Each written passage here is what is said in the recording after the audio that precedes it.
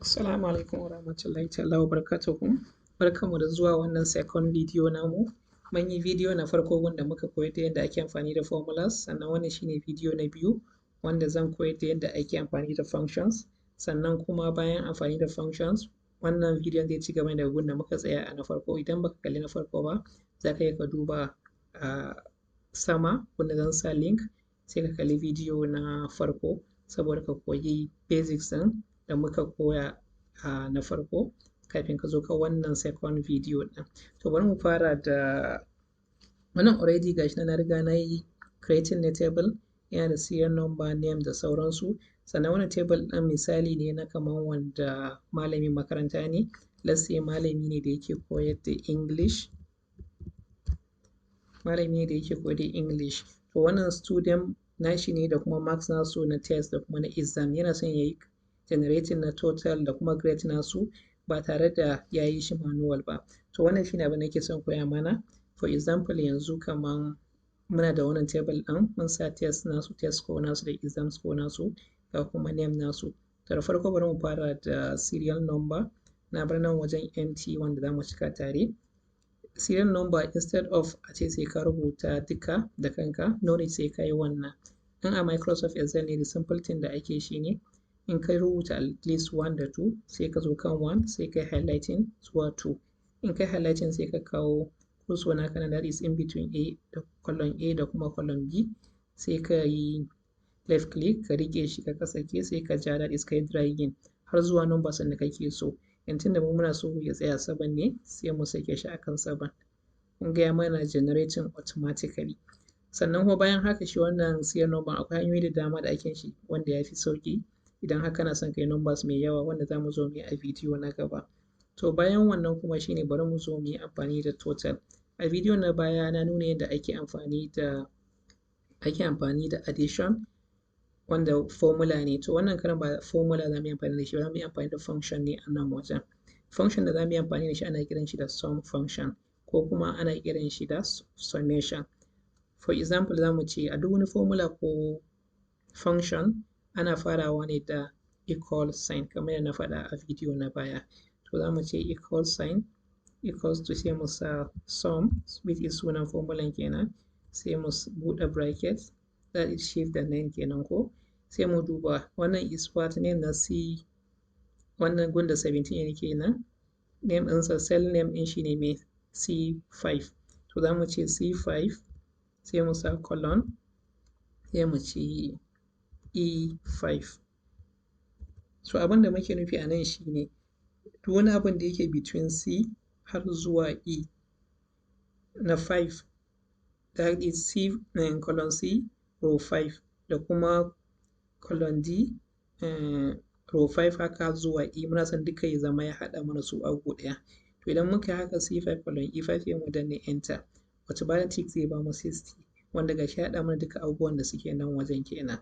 To bayan haka kuma akwai second method da za mu iya mu bi. Misali yanzu kamar kawai sai na ce sum, sai in sa C5 sai in sa comma, sai in sa D5 sai in sa comma, sai na sa E5 sai na danne enter. The same thing zai bani ansa iri ɗaya. Sannan another method kuma da zan iya sake amfani da shi shine, bari in yi baya. Zan iya idan na yi haka, in na zo kan nan sai na zo ni kan nan formulas. In na zo kan formulas ga nan auto sum, sai na yi clicking na auto sum.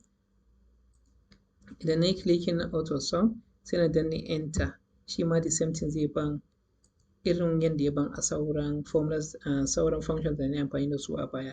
To idan ya baka wannan guda ɗaya sai ka zo nan in between this F da kuma G sai ka yi dragging na shi, that is za ka yi left click, ba za ka saki hannunka ba, za ka ja har zuwa gun da kake so.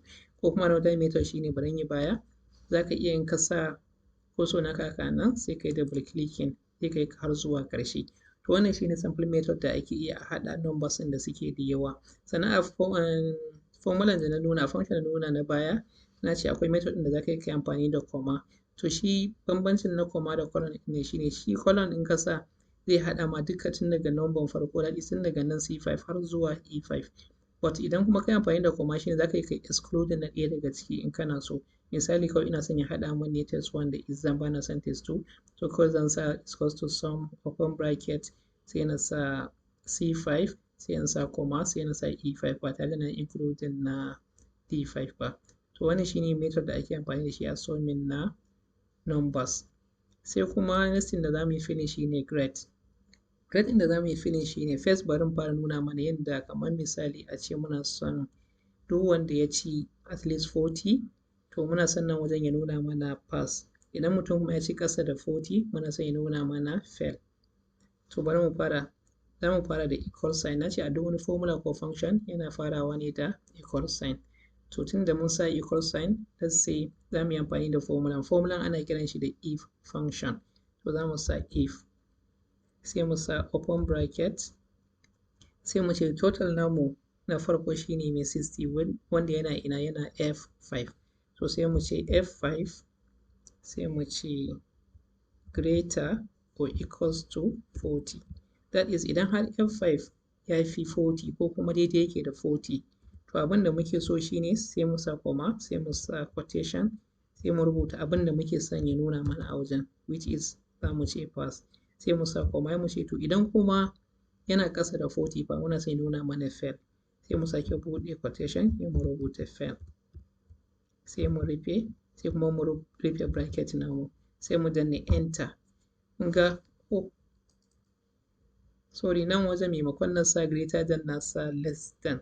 So ya kamata bari in yi backspace, bari in sake yin enter. Idan ka sami mistake ɗin nan ka zo kai za ka yi double clicking ne a kai, in kai double clicking sai ka zo ka gyara. To ya kamata in sa shift greater than. Kun ga greater than ne ba less than ba. That is one simple in kai Excel zai iya canza maka abin da kake son nema. Bari in danna enter. Kun ga yanzu wannan numbers ɗin saboda ya fi 40 ya nuna mana pass. To haka za mu yi dragging ko mu yi double clicking ya ba mu sauran. Kun ga a ce gaba ɗaya guda ɗaya ne ya nuna fail, which is wannan kenan mai 34 ɗin nan, saboda wannan 34 ɗin is what? Is less than 40. Sannan a formula mai bambanci greater than or equals to 40. Idan anything greater than or equals to 40 ya nuna mana me? Ya nuna mana pass. Sannan anything kuma less than 40 ya nuna mana fail. To wannan shine first method da ake amfani da if function. Sannan bari in sake nuna mana another method ɗin.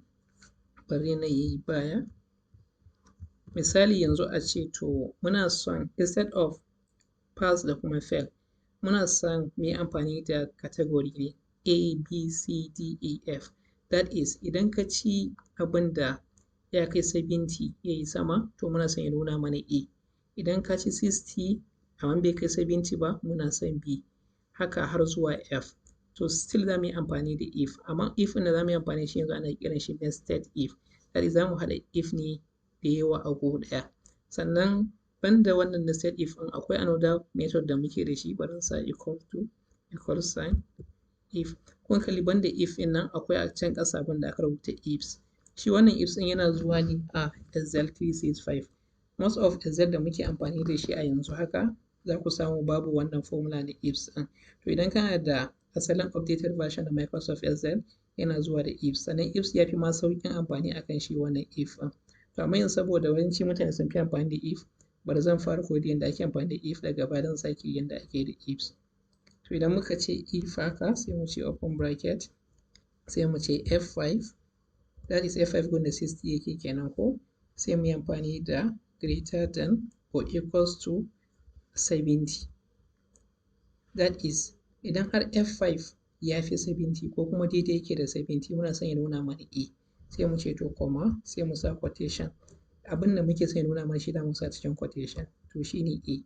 Sai mu rufe quotation sai mu sake comma sai mu sake cewa if sai mu ce open bracket F5 greater than or equals to, yanzu kuma muna son 60 sai mu sa comma B. That is in har ya kai 60 an bai kai 70 ba to muna sai nuna mana B.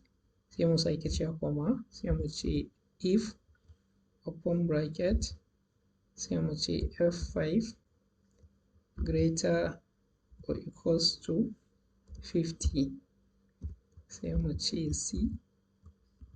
Haka sai mu sake if open bracket F5 greater or equals to 45.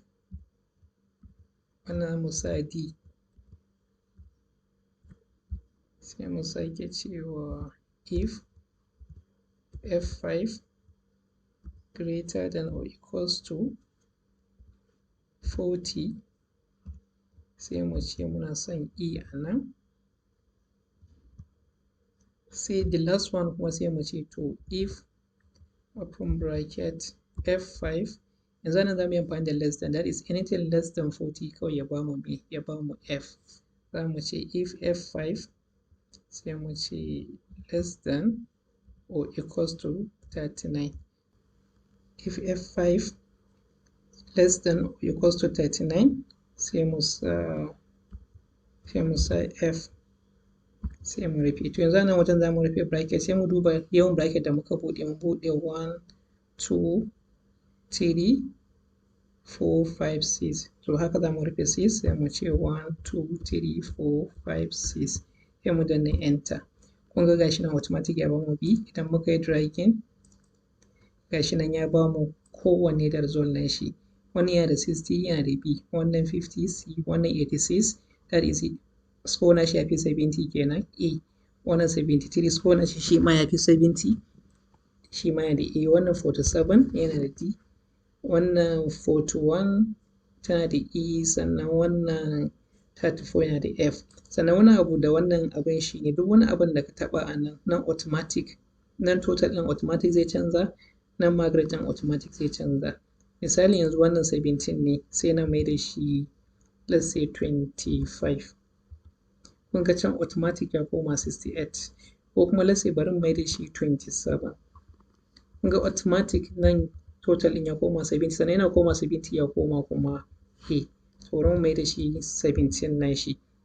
Sannan to another thing shi ne, misali yanzu a ce CA naku, first CA naku ba kwa son ya wuce 25, sannan haka second CA zan ba kwa son ya wuce 60 marks. To idan malami a nan ya yi mistake ya sa 26, ta yaya ka gyara kayanka? Akwai method ɗin da ake bi wanda ake iya a gyara, wanda zan nuna mana a gaba, yanda number ba zai ma iya wuce adadin abin da ka saita ba. That is idan CA 20 ne, first CA bai zai wuce 20 ba, to mutum ko ya sa sama da 20 ba zai hau ba. Haka idan exam 60 ne shine mark mai yawa, ko kuma 70, to idan mutum ya sa more than 60 ba zai hau ba. Sannan total ɗin za a iya setting ɗin shi that number ba zai taɓa iya wuce 100 ba, tun daga gaba ɗaya total ɗin 100 ne.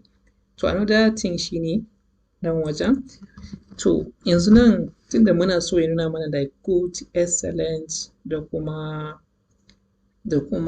fail da kuma sauransu, shi ne abin da muke so a nan wajen. To wannan shi ma the same method yadda muke wannan haka za mu yi wannan method ɗin. That is idan maybe ka ci A shi ne excellent, idan ka ci B shi ne very good, idan ka ci C shi ne good da sauransu.